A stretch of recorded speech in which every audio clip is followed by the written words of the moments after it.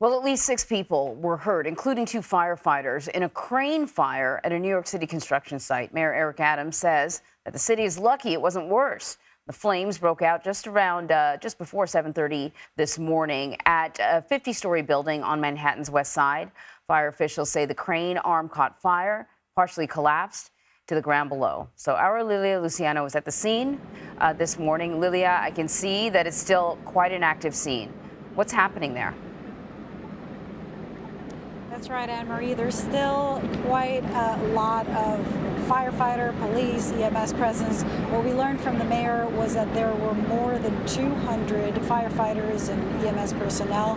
It's an alarm 5 fire, which indicates the severity of it. But right now, as you can see, the part of the crane is still there. It's the first time that I look up that I don't see it being watered up until now. And this started, the call came in at 7:25 a.m. Now it's past 10 a.m. It's the first time that I don't see water coming out of a hose and cooling off that crane.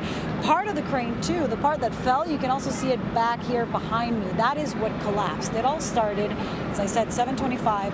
There was a fire in the engine compartment of the crane. There was a crane operator operating it in the construction site. He tried to extinguish the fire, wasn't able to. He was carrying 16 tons of cement. And so all of that weight succumbed under the heat, fell to the ground. Fortunately, nobody was seriously injured. It was 4 civilians who had minor injuries, people who had, I believe, already been evacuated or workers from some of these buildings, and 2 firefighters. One, they said, had some chest pains, but fortunately, no serious injuries. I know there was a sort of a press conference earlier today with Mayor Eric Adams and other fire officials. I'm wondering if did we learn anything more about that? As we were watching sort of the live video, it occurred to me just how challenging it was for firefighters to even get the water, from another building to reach all the way over to the crane. Did they talk about the challenge of trying to put out a fire like this? Yeah, they talked about exactly that the concern is always, this is a 54-story building. The fire happened at the engine of the crane, which was at floor 45. And of course, that's part of why there's so many engines here, just getting all that water, hosed and putting out the fire effectively all the way up there is certainly a challenge. They've been monitoring it the whole time using a drone. They also said, of course, evacuating the people, not just from the building that was hit by the crane, because it was partially hit, nobody was injured there, but from surrounding buildings, because they don't know what else could collapse. They are having structural engineers come and check the structural integrity of both the construction site where it all started and the building that was hit. So that was the main challenge, was getting all that water up there and also evacuating people. This is a very busy part of Manhattan. As you know, we're standing on 42nd Street.